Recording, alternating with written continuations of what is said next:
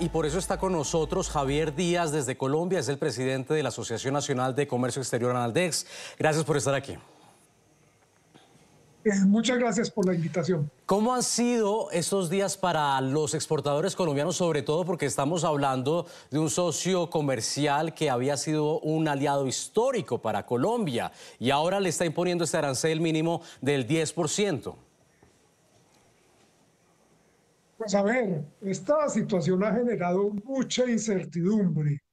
Eh, las empresas afiliadas a nuestro gremio, eh, que son exportadores, importadores, empresas de logística, pues han vivido una situación de incertidumbre porque no se sabía cómo se iba a concretar estas medidas del presidente Trump. Inicialmente nos habían dicho que iban a poner aranceles recíprocos, es decir, como aranceles espejo. Usted me cobra tanto, yo le cobro algo similar.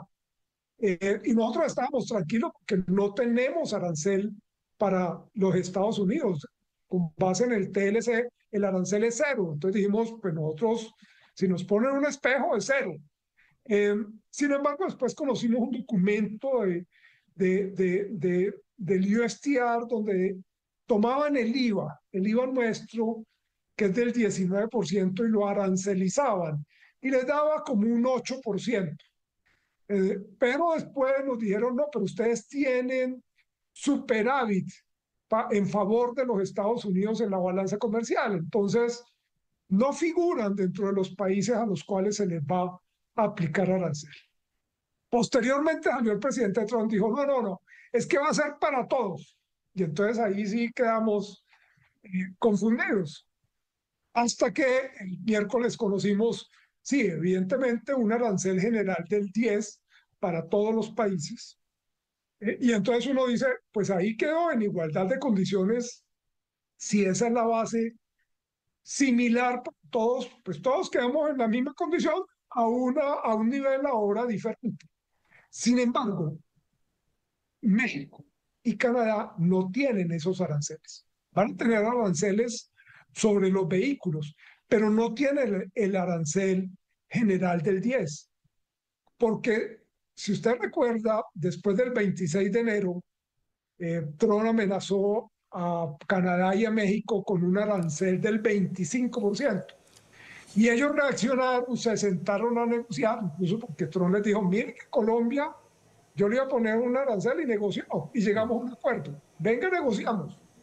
Y realmente logró que México enviara tropas a la frontera, se comprometiera en unos temas que para él son vital, migrantes, drogas, fentanilo.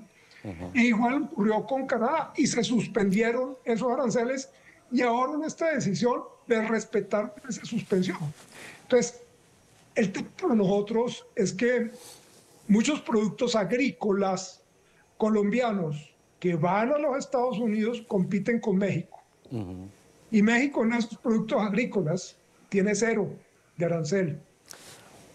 Aguacate Hass, el ejemplo más claro. Sí. México es un gran exportador y nosotros le estábamos mordiendo mercado en los Estados Unidos. Pero si ahora ellos pagan cero y nosotros Claro. 10 en nuestras frutas, en la pulpa de frutas, pues difícilmente vamos a poder vender en los Estados Unidos. Sí, claro, es que, y lo vimos recientemente en esta competencia entre los aguacates mexicano y colombiano en el Super Bowl con este aguacate Hass, y esto plantea un escenario de desafío, sobre todo, supongo yo, con los costos de traslado, porque México es un vecino de Estados Unidos, mientras que Colombia tiene que además asumir otros costos diferentes de traslado y ahora esa carga arancelaria diferencial con México, que ha sido un competidor en productos agrícolas, como usted lo subraya. Sin embargo, hay oportunidades porque si nos comparamos frente a otros rivales comerciales como el mercado asiático, pues productos como el café de Vietnam tendrían un arancel del 46% frente al 10% que tendría el café colombiano, por ejemplo. Pero también hay un desafío y es el aumento de precios que esto va a significar para el consumidor estadounidense. Entonces, en esta balanza en la que ustedes entran a analizar pros y contras, ¿ven mayores los desafíos o ven mayores las oportunidades? ¿Qué ven ustedes? A ver, una gran preocupación por algo que usted ha señalado. El primer efecto, la primera consecuencia de estos aranceles va a ser un incremento de precios eh, en los productos importados. Y Estados Unidos importa de todo, desde la comida, alimentos, bebidas, los bienes de consumo, en fin. Entonces, va a haber un incremento de precios y el temor es que el consumidor se resienta. Ante los nuevos precios baja el consumo. Si baja el consumo, hay una desaceleración de la economía. Algunos analistas incluso hablan de una posible recesión de la economía. Pero dejémoslo en desaceleración. Una desaceleración implica que hay una menor demanda, por lo tanto, países como Colombia, que son países pequeños que dependen de la dinámica de la demanda, van a vender menos. Nosotros, cuando la demanda crece, nosotros vendemos más.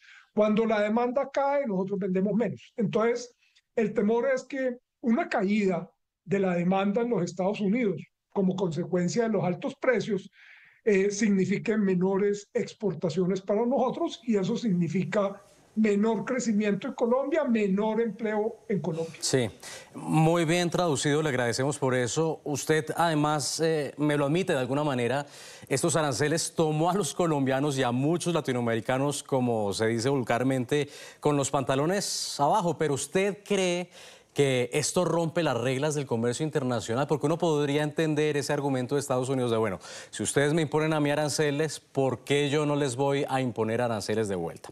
Pero usted lo decía, Colombia no impone aranceles y aún así recibió un 10%. Claro, Estados Unidos lo intenta disfrazar, lo intenta por ahí camuflar, argumentar, presentando el IVA como un arancel. ¿Ustedes cómo lo ven? ¿Es una ruptura en el comercio internacional? Yo creo que hay que entender que el presidente Trump es un presidente transaccional. Él está imponiendo estos aranceles para negociar. Y ya le ha dicho a los países, a la Unión Europea, a China, venga, nos sentamos, si ustedes quieren que yo les quite aranceles, venga, nos sentamos y negociamos. Porque las condiciones en que está la economía norteamericana no es la mejor, ustedes han sacado ventaja del libre comercio y yo quiero recomponer eso. Y entonces lo que él quiere es negociar. Uno dice, bueno, y en el caso colombiano tenemos un TLC, entonces no deberíamos poner arancel porque en el TLC dice los aranceles llegan a cero y no se puede echar reversa, no se pueden imponer aranceles. Hay que entender que el presidente Trump está haciendo uso de un waiver, una facultad, una excepción que está establecida en la Organización Mundial de Comercio, en la OMC, que es que por razones de seguridad nacional usted puede pasar por encima de los acuerdos. Puede como suspender temporalmente los acuerdos y tomar medidas, porque el tema de seguridad nacional es un tema de emergencia. Usted tiene un contrato firmado, pero se le puede presentar una situación de emergencia y entonces usted dice, oiga, esta situación de emergencia la tengo que resolver, no puedo cumplir en este momento el contrato y eso está permitido. Claro, uno entiende que las situaciones de emergencia se tienen que resolver, son temporales, los aranceles no se pueden quedar de manera indefinida, pero él está haciendo uso de eso. Acuérdense que en la primera administración, cuando subió los aranceles al acero y el aluminio, nosotros en Colombia nos reclamamos, pero es que nosotros tenemos TLC, situación de emergencia. ¿En qué basa la situación de seguridad nacional? Migrantes y droga. Y en los dos tenemos que ver, tanto en migrantes como en droga. Entonces, ahí estamos comprometidos. Y adicionalmente, el USTR, representante comercial de los Estados Unidos, ha identificado 18 o 19 irritantes comerciales de los Estados Unidos con Colombia. Entonces uno lo que piensa es, nos puso este 10 porque muy seguramente quieren sentarnos a que les resolvamos esos irritantes comerciales. Y muy seguramente están pensando más en eso, diría yo, que en una renegociación del TLC o cosas por el estilo. Y vea que Pero justo, bueno, sí. es la impresión, no sé qué estarán pensando en esa posible negociación para bajar, Claro, quitar estos es aranceles. que esa es la palabra clave, negociación. Vea que justamente el jueves Trump decía en el Air Force One, que es el avión presidencial, que los aranceles son un mecanismo potente de negociación y que él estaría dispuesto a suavizar los aranceles siempre y cuando la contraparte, ese otro país, ofreciera en sus palabras algo fenomenal, recordemos. No depende. Si alguien dijera que nos van a dar algo fenomenal mientras nos den algo que sea bueno, por ejemplo, con TikTok, que es un ejemplo. Tenemos una situación con TikTok donde China probablemente dirá que aprobarán un acuerdo, pero si hacen algo. Y los aranceles nos dan un gran poder para negociar. Siempre lo han hecho, los he usado muy bien en la primera administración, como lo vieron.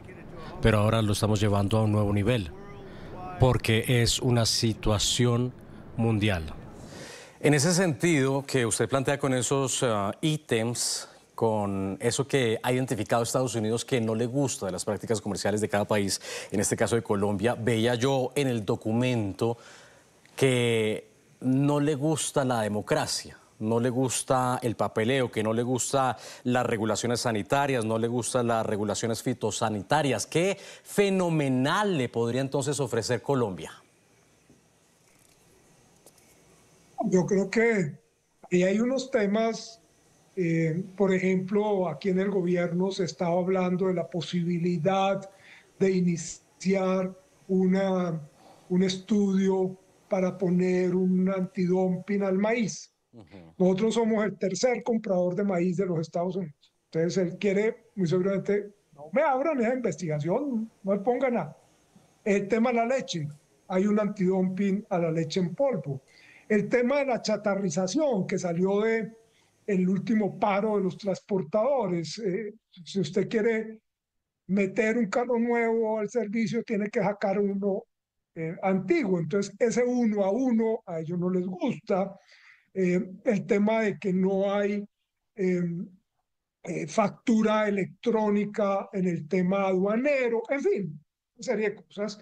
Pero muy seguramente también el tema de drogas, el tema que viene y podría ser parte también de los compromisos de Colombia, el tema de la certificación, la lucha contra las drogas. ¿Qué está haciendo Colombia para erradicar los cultivos de coca que han crecido de manera extraordinaria?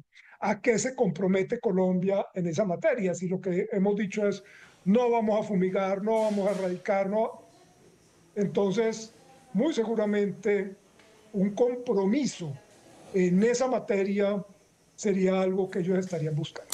Ahora, para ir cerrando, aquí hay otro debate muy interesante. ¿Deben anunciarse medidas reaccionarias, como lo ha hecho ya China o no muy lejos Brasil? Porque fíjese que ayer Trump decía que Beijing jugó mal sus cartas al responder con contraaranceles.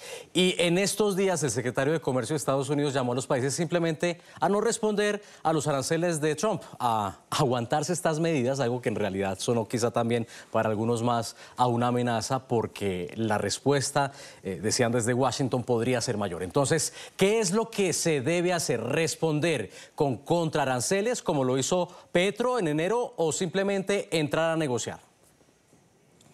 Yo creo que sería un error responder con una medida similar. Y poner aranceles eh, significa castigarnos nosotros mismos, porque las cosas que nosotros traemos de los Estados Unidos son materias primas, insumos, maquinaria que requiere el aparato productivo para elaborar bienes con destino al mercado local o a la exportación.